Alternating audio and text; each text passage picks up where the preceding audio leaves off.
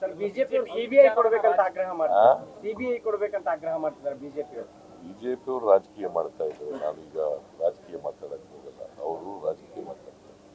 ಯಾವ್ದಾದ್ರು ಒಂದು ಪ್ರಕರಣನ ಬಿಜೆಪಿಯವರು ಅವ್ರ ಅಧಿಕಾರದಲ್ಲಿರುವಾಗ ಒಂದು ಪ್ರಕರಣ ಸಿಬಿಐ ಕೊಟ್ಟಿದಾರ? ಯಾವ್ದಾದ್ರು ಒಂದು ಪ್ರಕರಣ ತೋರಿಸಿ ನೋಡೋಣ. ಒಂದೇ ಒಂದು ಪ್ರಕರಣ.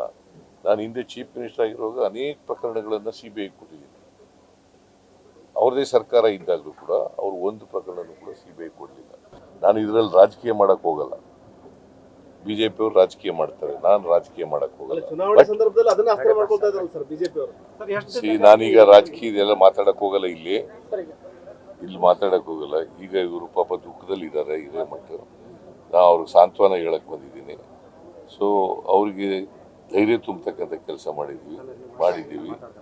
ಈಗ ಅವ್ರ ಜೊತೆ ನಾವು ಇರ್ತೀವಿ.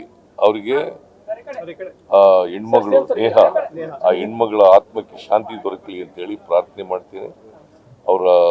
ಅವ್ರ ದುಃಖ, ಅವ್ರ ಸಾವಿನ ದುಃಖ ಪರಿಸ್ತಕ್ಕಂಥ ಶಕ್ತಿ ಕೊಡ್ಲಿ ಅಂತೇಳಿ ದೇವರಿಗೆ ಪ್ರಾರ್ಥನೆ ಮಾಡ್ತೀನಿ.